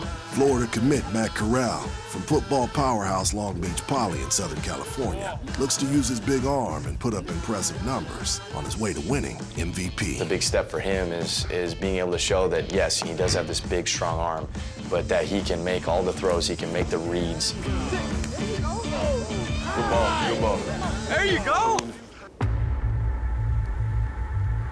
The quarterbacks have trained, drilled, and learned.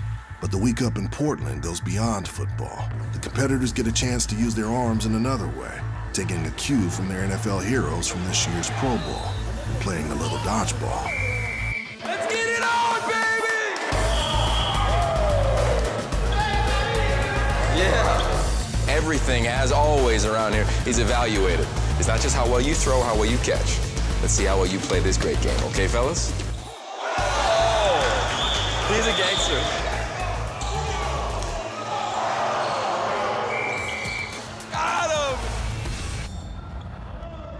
Dodgeball provided a well-needed opportunity for bonding. But before the competition heats back up, these aspiring NFL quarterbacks get a chance to hear from a longtime veteran of the league. Give it up for Larry Fitzgerald. When it comes to competing, you know, they got young guys that come in every single year. They're drafted to come take my job. They'll do it for less. They're younger, they're more athletic, but I will never allow them to take my job just because they're not willing to pay the price that I'm willing to pay for it. Larry Fitzgerald was not even a foot in front of me. I remember playing with him in Madden. Like, Larry Fitzgerald is right there in front of my face. Gave us great advice. I'm 34 years old and I still have that mentality. Whenever you have the chance to compete, you always want to bring your best. Wherever you're at, be a professional at what you do. Give it up for Larry Fitz. I think it's extremely important for them to be able to compete against the best in the country because when you walk away from it, you know exactly what you need to improve on. And you need to continue to rise to the top, you know, to be the best when you get to college. And I think it's important to be able to compete and find out, you know, who's the down data. That's it. The time for pleasantries is over.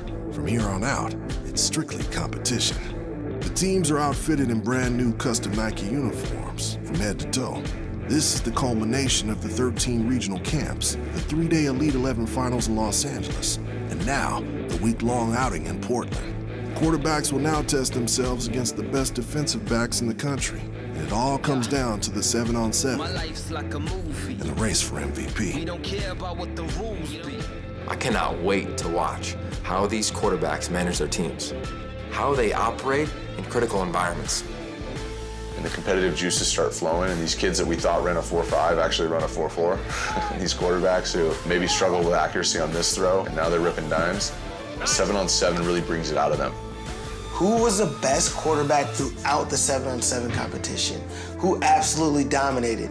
And that's the guy who's gonna win the Elite 11 Finals MVP. So remember me till the end of me, cause my legacy is gonna be legendary. 7-on-7 games are about to begin at the opening at Nike World Headquarters, and the quarterbacks in the 2017 Elite 11 class look forward to the upcoming competition against their peers. But regardless of what happens in the coming days, these QBs are already a part of an honored brotherhood that includes a long list of NFL greats. The legacy of Elite 11 goes very deep. You have Heisman Trophy winners, you have first overall picks, you have Super Bowl winning quarterbacks. This is its 19th year, and the names that have come through from the Tim Tebow's to the Deshaun Watsons. Nice, Deshaun. Personally, for me, getting to remember Jameis Winston when he was 185 pounds, soaking wet 6 years ago, and now he's the first overall pick, year 3 in the league. Let's go, Goff. Here we go. Getting to see Jared Goff, the way his ball finished, the way that he was able to attack defenses was an indicator that he could possibly do it at the NFL level. Matthew Stafford, Detroit Lions, Andrew Luck, Indianapolis Colts, all went through the process, all eventually became #1 overall picks. The legacy really lives on, and there's great players coming out of each class. And you can basically look at a depth chart of quarterbacks in the NFL and say, was he an Elite 11 quarterback? He probably was. For the 2017 Elite 11 quarterbacks, attention now turns toward 7-on-7 in the race for MVP. Day one begins with pool play, where each team plays 3 games in a round-robin style. From there, the teams are seeded for the final tournament bracket, and eventually, a champion is crowned. Hey fellas, the chains is off the dogs. I want to see who gonna eat. Somebody get a break, defense up. Game 1, Savage Pro and Lunar Beast. You got potential MVP candidates on both teams. We're looking at Trevor Lawrence. Really unique opportunity right off the bat. All eyes are going to be on him. Ball out, bro. Honestly, I don't really feel like I have a target on my back because there's not much separation. We're all really good quarterbacks. Lunar Beast on 3, 1, 2, 3. Lunar Beast. Look at the opposite side. You got Quincy Patterson. I think the biggest thing for Quincy to win the MVP is he needs to stick with the progressions. Black 8! Black 8! Sit it! Here we go. Each team has 2 quarterbacks that share playing time during pool play. Lawrence's teammate, University of Kentucky commit Jaron Williams, gets the start for Savage Pro and scores 3 touchdowns in the first half. Yeah! Quincy Patterson gets his first opportunity under center, already down 21-6. Quincy, this is you. This is a big series for us. We score here, we solid. Quincy came out, made a splash right away. He got a big play right off the bat. Let's go, Q. Throw it. All right, Quincy going to take a shot deep and wide open, and I mean wide open is Anthony Schwartz. Touchdown, Lunar Beast. We good? We good? Yeah, yeah. Gun, double left, gone left, Wilson on 1-1, ready? But Lawrence struggles on his first drive and turns the ball over on downs. First drive for Trevor Lawrence, a 3-and-out for Savage Pro, and that gives way to Quincy Patterson. But Quincy Patterson struggles to put together another scoring drive in the game. There it is. Let's do it. Come on, let's go. And now all eyes turn to Lawrence. It's time to see if the competition's top-ranked QB can find his rhythm. So Trevor Lawrence, he's been on the map for a number of years now, carrying that #1 ranking. Let's keep moving. Let's go. Green Ace to go. Clemson quarterback Trevor Lawrence with the touchdown pass on field 2. Lawrence's touchdown is his only score in the game, but it's enough for Savage Pro to pick up their first win in pool play because of teammate Jaron Williams' stellar first half. Both Patterson and Lawrence will have to play better in upcoming games to make a case for winning MVP. Pool play rolls on. Mock Speed takes the field, led by Justin Fields, who along with Trevor Lawrence is an early favorite to win MVP. All Justin needs to do to win this tournament is simple. It's go out there and be who he is and go and make plays. Great cornerbacks, great DBs, just being able to score on them. That's going to be the fun part. Mock Speed will face Alpha Menace, quarterbacked by Dorian Thompson-Robinson, and Matt Corral out of Long Beach Poly in Southern California. Having a really unique arm talent, Matt's got a chance to take this thing and grab it. DTR has to show us that he can go in there and look at #1 in progression, #2 and #3 with efficiency. If he can do that, he's going to have a great tournament. 1, 2, 3. Miss. Here we go, Purple, we're up. Here we go. That first group of offense, we're up. Here we go. Justin Fields wearing #1, pushing for that #1 quarterback spot. Here we go. Here we go. Here we go. Watch flat. Goes to his right, and that one dropped by Alante Taylor. Justin Fields struggles on his first 2 drives of the opening half and turns the ball over on downs twice. Fields has Ricky Slade Jr. out to his right, finds him, but short of the marker. Back-to-back drives for Fields and company, turnover on down. Hey, let's set the tone right here. About accuracy and quick decision, right? UCLA commit Dorian Thompson-Robinson enters the game looking to make a splash. Wide 80. Wide 80 to go. There you go. Nice shot. Nice shot. Good take. There you go. There you go. Wide 80. Wide 80 to go. This kid can absolutely ball. You see him there. That's a CNI single in baseball. That's kind of just like God on my side, just kind of them bouncing my way, and my receiver ended up catching it, so that's just how it went. Clear him out. XD pinch. Wide ace to go. DTR looking fade. He's got Jordan Adams. Tip drill. Hauled in. Touchdown. Yeah, baby. DTR's combination of skill and luck leads to a first-half TD. And now Justin Fields starts to feel pressure to respond. Wide 80, go. Stay away from him. Stay in your progression. Right there, easy. Right now, 1. Let's go, get vertical. There you go, right there. Wide 80, go. Here's Fields. He's going to go to the same place DTR did. Touchdown. Ball, let's go. And just in case you were wondering, that is 6, folks. It's a good play call, awesome route. It's just the whole 9 yards, just execution by the offense. After the first half, Justin Fields' mock speed leads it 7-6. I feel like I did pretty good working the offense, hoping Matt can go up and do the same, and then we'll keep this thing rolling. Right inside. Great progression, great ball. In the second half, Matt Corral doesn't skip a beat for Alpha Menace and starts to make his case for MVP. Yes, sir! Corral in the gun. We got it. Let's go. You know he's got velocity. Didn't need all of it there to find Jeremy Ruckert, who was wide open. Yes, sir! Corral's big touchdown puts Alpha Menace up 18-7, and Justin Fields' mock speed picks up its first loss, pool play. So far, Fields and Trevor Lawrence haven't performed as well as expected, and quarterbacks like DTR and Matt Corral are gaining ground for MVP. With DTR and Matt, honestly, both these guys have done really well. They've bought in, so we're excited to see what they do. With each passing game, the opportunities to impress the coaches grow scarce. Fields will soon get a chance to redeem himself as Mock Speed faces Savage Pro, led by Clemson commit Trevor Lawrence, in a game that has major MVP implications. 7-on-7 pool play continues as Justin Fields will get a chance to bounce back after losing his first game. Mock Speed faces Savage Pro in a marquee matchup between Trevor Lawrence and Fields, who came into the day as number 1 and number 2 for the Elite 11 MVP. I mean, it's 2 of the top dudes in the country. You know, it's awesome to see that type of competition in this setting and this type of event. The first game, I think we were trying to get completions and kind of getting a feel for each other. The second game, I just wanted to cut him loose and tell him just make good decisions. Wide 80, go.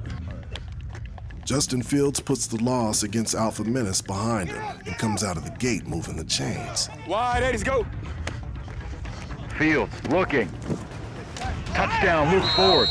Thank you. That's perfect, J. Field. The sustained drive for a touchdown was impressive, but Fields shows his ability to score on the big play as well. Justin Fields launches one. Let's go. Finding Josh Vann a little bit behind him. Touchdown. Let's go. Quarterback Justin Fields for the 80-yard touchdown for Team Mock Speed. Good job, baby. Hey, they're balling out. We got to score. Let's go. Trevor Lawrence now takes the field, looking to erase his uneven performance in the opening game. Green 80s, go. Lawrence throwing. That pass is picked off, Felder. Going the other way. Caden Stearns. Caden Stearns sort of baited him into throwing that interception. Then he turned that interception into a touchdown. I thought it was a good throw. He didn't look. I thought it was a good throw. We got a little bit out of sync, I think mainly because the coverage that was being run, Trevor had never seen before, and I'm sure a lot of these high school kids have never seen before. Lawrence's Savage Pro squad trails 20-0 at halftime, but head coach Craig Nall decides to keep him at QB in the second half. I want him to try to work through some of those growing pains. We're good now. Everything bad that's happened could happen, so we're good. Yeah. I was pretty mad there for a while, just at myself, but I got to come out and fight through the adversity. Hey, yo, let's go. Come on. Green 80s. But the second half starts a lot like the first, and Lawrence continues to struggle against these elite defenders. Don't force it. If you can complete it to the tight end, go ahead and get it, and we'll just march it right down the field. Honestly, that back was outside. He's got some long. All right, we'll just try not to think so much. Okay. You know what I mean? Like, he's open, I'm going to give him the ball. Okay. As Lawrence tries to recapture his form, Justin Fields shows no sign of letting up. Wide 80s, go. Got him. Nice ball! We've seen everything that Fields can do, and right here, we see the zip that he can put on the football. That's it. With the dominant play by Justin Fields, Mock Speed goes on to win 26-0, and Fields is the new leader in the MVP race. The big movements today was Justin Fields. Without a doubt, climbed ahead of Trevor Lawrence in their head-to-head matchup. Trevor got a little stuck playing big arm, muscle, the ball, football, where Justin was an absolute surgeon. He was highly efficient and truly dominated. the first time in the competition, Trevor Lawrence has slipped out of the #1 spot. I want to see this from you. You haven't had much adversity in your high school career. I mean, you really haven't. You win every time you play. You rip dimes all over the place, and let's see how you bounce back and play the next time you get a chance. Yes, sir. We're going to regroup and focus and go out there and put a better product on the field. 7-on-7 pool play continues at Nike headquarters. Virginia Tech commit Quincy Patterson struggles to get his offense going. That pass tipped and intercepted. You got to catch that, bro. He throws 2 interceptions in the first half. That's a clear interception Quincy never even saw. I'm more so disappointed in myself because, you know, the guys out there putting work. They even saying, like, why aren't we scoring? And, you know, I'll put that on myself. In 2 years, Florida commit Matt Corral and UCLA-bound DTR will be battling it out on opposite coasts. But on this day, as Alpha Menace teammates, they're ripping it. The cannon of Corral. Corral, touchdown. And wide open in the back of the end zone, Rondale Moore, touchdown. 1-8 to go. DTR, 4th down. Got to make something happen. Jordan Adams is there to help them do so. Their team earns the #1 seed going into the playoffs. I think they're both playing really well. They're both competing. They're both supporting each other. That's a unique thing. There we go. The coaching staff enters the war room to take stock on the day's results and assess the race for MVP. You got to look at Matt Corral. He's got all the tools. His team's going to be talented. He's going to have to be special, but if he is, which we've seen him be, I wouldn't be shocked if he's the MVP. Obviously splitting time with Dorian. I thought Dorian had a really good day. He ripped a lot of great throws, and again, that team came out as a #1 seed today with both of those two alphas going at it. My big takeaway is this: we saw Ivan Drago get cut and bleed. Trevor Lawrence hasn't lost a football game in 2 years. Consensus #1 guy in the country. He got cut. We also saw Justin Fields make very difficult things look insanely easy. I think he has that gift. I think those two guys want it hard. Like they almost want it harder, and it's kind of fun. On the next Elite 11, there's 1 day left at the opening, and teams will be facing elimination as they go head-to-head in the playoffs. Pool play is important, but now when you get in the bracket, it ratchets up a little bit and the juices start flowing. In the end, a champion team and an MVP quarterback will be crowned.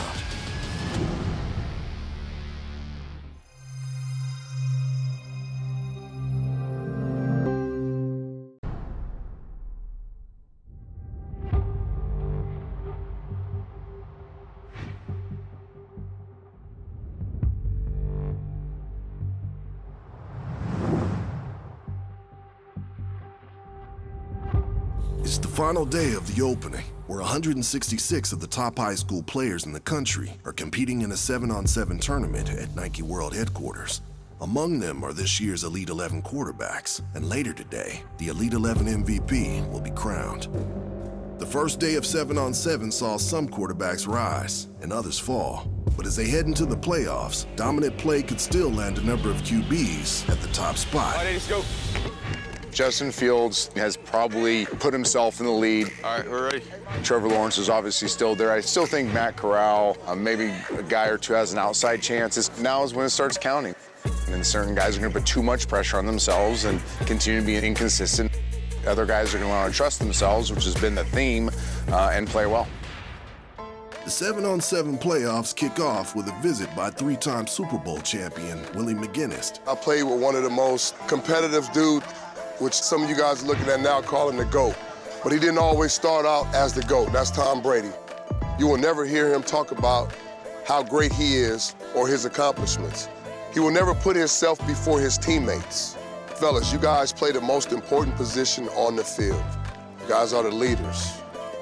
Always make it about team. The final day will offer an opportunity for Virginia Tech commit Quincy Patterson. Patterson plays in a run-heavy offense back home in Chicago and came into the Elite 11 finals ranked number 23 and a long shot to make it to the opening. But he defied the long odds and earned a spot. Hey, we on now, come on. Patterson struggled to get the offense going on the first day of 7-on-7 and looks to rebound as the playoffs begin. Now let's tie our feet to our eyes and be disciplined with our reads. Yes? And trust yourself. When you see it, let it rip, you know? Here's Patterson. And that's picked off. Yeah, he stared down his wide receiver right there. He's been a hair late on things, and that happens when a lot of times you take quarterbacks who played in the offense he's been, a lot of high school guys, and put them in this type of environment. Patterson's performance during the playoffs looks a lot like the first day, and his hopes for Elite 11 MVP fade away. The Elite 11 process taught me to trust myself and just keep learning. You know, football is relatively new to me. You know, it's a lot of guys here that have been playing since they were like 7, whereas I started playing at like the age of 13.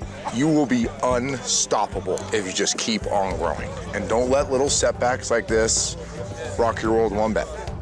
Was it maybe too much to expect for him to play at a super high level all the time? Maybe, but he played at a high level at times, and I think he's grown as much as anybody. The future for me is winning the national championship with Virginia Tech, hopefully going pro. If not, my mechanical engineering degree will take me through. Coming into the Elite 11 finals, Trevor Lawrence out of Cartersville, Georgia, was the consensus #1 quarterback and the clear favorite to win MVP. But after struggling on the first day of 7-on-7s at the opening, he fell from his top spot, and Justin Fields, who impressed yesterday with his dominant play, is now #1.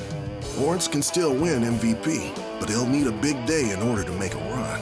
He's so talented, and this is part of the learning process for him. There's a time when talent just taps out, and you have to play with the discipline it takes when you're playing against the great players he's playing against. I feel good, though. I'm letting ball out. But Lawrence will have to wait to get snaps, as head coach Craig Nall gives the start to University of Kentucky commit Jaron Williams, who was out of the MVP race, but had a good performance on day 1. I think Jaron's had a little bit more success, so he's going to start the game.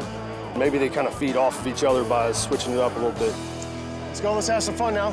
Let's go, a little tempo to the line. Hey, come on, Jaron. Let's go. They can't stop us. Keep working them, Jaron.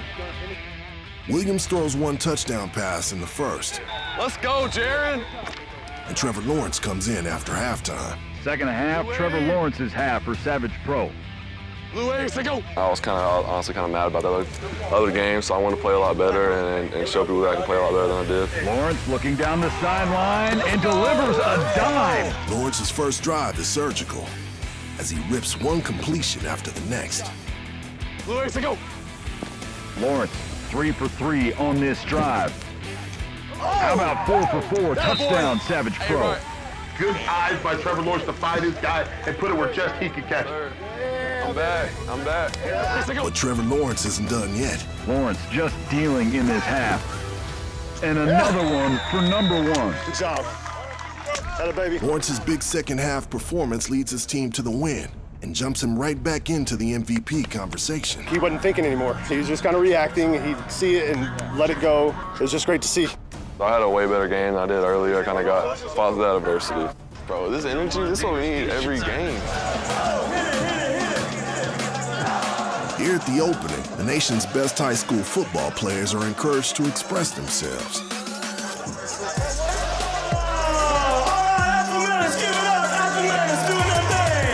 And a break in the action provides time to show some moves in a different way. But this week wouldn't be complete without another surprise visit from a wildly popular NFL star. OBJ! No! But soon, the mayhem gives way to the competition. There are more games to be played and an MVP to crown. 7-on-7 playoffs roll on. We are set for our first semifinal. It's Team Vapor Speed against Team Mach Speed. Formerly committed to Penn State, Justin Fields shows why he's the top-ranked quarterback in the competition. Another great read by Fields. There we go. The Kennesaw, Georgia native is yet to verbally agree to another school, although schools like Georgia, Florida State, and LSU seem to be the leaders in the field sweepstakes. Seems as though he's got a different type of skill set, maturity. Everything he does looks really easy. Nice, go vertical. Motion 2, gun empty right, gone right, Smith, Z back line. On 1-on-1, ready? All right, here we go, fellas. Let's go. Let's get it. Fields got to let it go, and he does. Ball in the air, and our number 30, Luke Ford, hauling in the TD. Yeah. Second one of the day for Justin Fields. Fields secures an easy win, completing 19 passes, 3 of which for touchdowns. Deep ball for Justin Fields to Justin Shorter, and just like that, another touchdown. I'm having a great time out here, just enjoying it, but we still have more work to do. We just have to stay consistent. Let's go! UCLA commit Dorian Thompson-Robinson had a lot to prove heading into the Elite 11 competition. He has never started a high school game at quarterback, having backed up one of the nation's top QBs, Tate Martell, at Bishop Gorman in Nevada for the last few years. But a strong finals and a big first day at the opening have him in the MVP discussion. We will blow this team out if we get catches. Let's go. Come on. Come on. DTR has been sharing playing time with teammate Matt Corral out of Long Beach Poly, a factory for pumping out NFL talent. Corral has been one of the top quarterbacks throughout the Elite 11 process. Me and Dorian have a goal when we came here, and we wanted to win the championship before. As soon as we got the teams assigned, I texted Dorian and I said, we're not going home without a championship. What is to go? DTR comes in hot and makes a splash right off the bat. Thompson-Robinson and Jalen Hall makes the snag. Good catch, Jalen. Good catch, Jalen. Dorian, start using your eyes, okay? The mic's still creeping. Put it all together. Put it all together. DTR's story to me has been the same this whole thing. You have to play a lot to get comfortable. Your eyes need to be trained to see what is open, what isn't open. DTR? No, that's an INT. Because he can get it anywhere, he decides to all the time, instead of just taking some of the boring stuff. I know I'm keep saying it, forgot. He's Glover and him right here. Tight end return. 1, 2, 3. DTR's outing doesn't go as planned as he throws 2 picks in the first half. Teammate Matt Corral steps in and has success right away. Corral, cannon, and a catch. That's going for 6. That's what we love about Matt Corral. That arm talent is off the charts and everybody's fired up. But his second half touchdown is his only score, and he struggles to get any more offense going. I think Matt gets away with being a gunslinger, and it looks awesome when it works. When it doesn't, it kind of bites you. Hesitates, looking for a big play, but doesn't find it. And that's probably going to do it for Corral. Neither Corral or Thompson-Robinson show enough in the loss to remain in the MVP debate. Damn. For them, the Elite 11 experience comes to an end. It was definitely a needed experience. I needed to get out here and kind of see what I was like when live bullets come on and playing against top competition like I'm going to be playing against this season. Things don't always go the way you wanted, but this thing's over. All right, on to my senior season. I'm looking forward to having a good season with my boys back home. Love you guys. I really appreciate the time, man. 7-on-7 playoffs continue at the opening as #1 quarterback Justin Fields takes on #2 Trevor Lawrence in a rematch from day 1, where Fields came out on top. In order to win the Elite 11 MVP, Lawrence will have to prove why he was the consensus #1 quarterback coming into the Elite 11 process. And for Justin Fields, out of Kennesaw, Georgia, an impressive win will all but seal it. This thing is a 2-man race. It's between you two. When it comes to MVP, you guys both made it very clear you guys wanted to win it. You've separated yourself. It's not just how you play. It's how you handle the up and downs. It's how you handle your team. It's how you handle the bigness of this. Good luck. All right, have a great one. Hey, let's go Winston, 25-ish. Savage Pro head coach Craig Nall, who started University of Kentucky commit Jaron Williams earlier in the day, will give the nod to Lawrence this time around. Knowing that Trevor's in the race for the MVP, he deserves a chance to really go out there and continue that improvement he made from one game to the next. One-on-one, ready? Yeah. Here we go. We definitely can still make a run on this. It's kind of a clean slate too, though, so I should come out here and do pretty well, I think. On the opposite sideline, Justin Fields' squad, who won 26-0 the first time around against Lawrence, the game plan seems simple. Really just do the same thing as yesterday and just execute, run the right routes, the right depth, and just complete passes. Green Eggs, let's go. Nice, Trevor. Lawrence comes out of the gate having some success completing passes. But before he can put up points, the defense comes up big. Lawrence's pass ends up in the hands of Caden Stearns, interception. Justin Fields has the ball. Wide, let's go. And makes Lawrence pay for his costly turnover. Justin Fields finding Justin Shorter for the easy score. Once again, Lawrence needs to rebound to keep his MVP chances alive. Short of the first down, not enough. Lawrence goes to Kevin Austin. That one's on the ground, incomplete, and a turnover on down. Got some long arms. He does. Wide, let's go. Meanwhile, Justin Fields continues to shine. Fields has moved forward in the intermediate, and he's off to the pylon, in for the touchdown. Let's go. Hey, let's go. Same thing on one-on-one. Ready? Let's go. I'm gonna take the safety away. But down 14-0, Trevor Lawrence is not done. There we go. And his talent shows. Lawrence and Savage Pro down 2 scores. He looks to his right, throws to his left. That one complete. Keeps the chains moving. Lawrence wants a TD. Same thing. There you go. And he gets it at Ross. Same play. Nice shot. With a TD pass, Justin Fields' mock speed is now only up by 1 score. But Fields comes right back and answers. Spread right, close on one-on-one. Ready?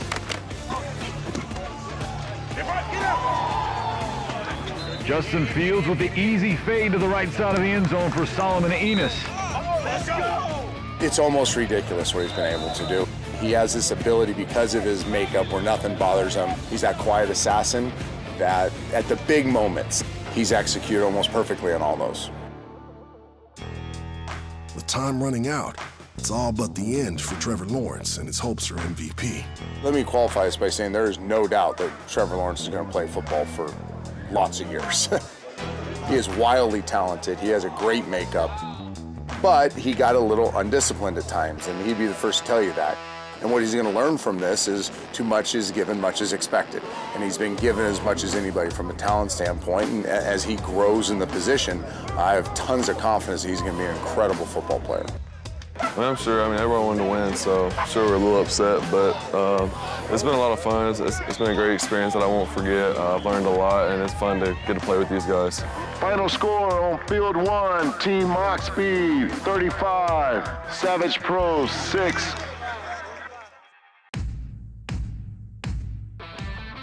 After 2 days of 7-on-7, Justin Fields has a 73% completion percentage with 11 touchdowns and no interceptions. The Kennesaw, Georgia native looks to be a lock for Elite 11 MVP, but before he can be crowned, his team Mock Speed takes the field for a final time. They will face Team Vapor Speed, led by TCU commit Justin Rogers, whose body of work was not enough for MVP consideration, but looks to play the role of spoiler. Got him, man. This one is for the opening championship. Squad on 3, 1, 2, 3, squad! The game is televised live on NFL Network and attracts some impressive visitors. It's always great to see the next generation of kids. Every year you see kids that you've seen here or worked with at this camp getting drafted. So, I'm sure some of these kids will be playing on Sundays eventually. Tails it is. They defer to the second half. So y'all scared? All right. You scared? All right, bro. Good luck. No, he's saying he ain't scared. He's saying he want to see you first. Let's go. All right, let's see it. Tough right, 3 jet breeze, twist, H burst on 1-on-1, ready? Yeah. Justin Fields is ready to start the championship game of the opening 7-on championship. Let's go. After a dominant weekend, Justin Fields doesn't skip a beat and begins to shred the opposing defense once again. Justin Fields on second down, wide open, touchdown, Team Mock Speed. He's just absolutely dominating. I mean, I don't know if we've seen a performance like this. Double right, HLF Bertram Z Wilson on 1-on-1, ready? Almost every drive he executes ends up in a touchdown. He's just really had an exceptional time here. Justin Fields, you give him time, he's going to hurt you. So 2 drives, 2 scores. Well, it just looks like one team is a little overmatched, and this quarterback is throwing dimes. I'm sure there's at least 6-7 teams in our league that are taking. Let's go. Justin Fields throws 5 touchdown passes. Got him. Wow, what a pass and what a snag. Did that just happen? You couldn't ask for a better pass. And Mock Speed is crowned 2017 champions at the opening. The celebration begins. Give it up for Team Mock Speed. 31-15 victory over Team Vapor Speed. And a Gatorade pass.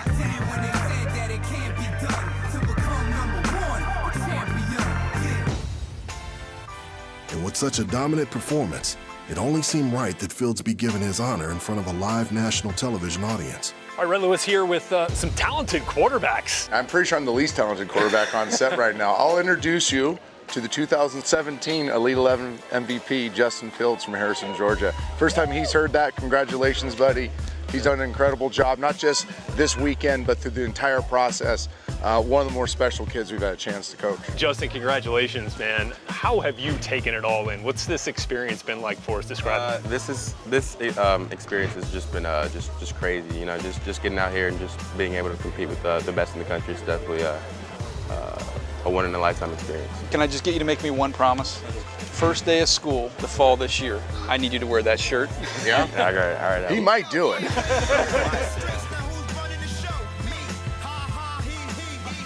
As the opening comes to a close, so does the Elite 11 competition.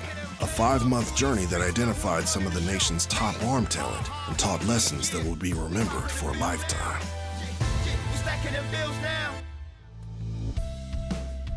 What a journey. And to us, all of us, that's the most important thing. We built the theme of trust because we learned and we decided that if you trust yourself, you'll feel good about yourself. Hopefully we gave you some tools to trust yourself even more. If I was a coach in college football, I could close my eyes and I could go like this. And I point to any one of you, any single one of you, and I would trust you to run my program. Thanks, you guys. Bring it on in. Coaches, I say elite, you say 11, we do it 3 times. Elite! 11! Elite! 11! Elite!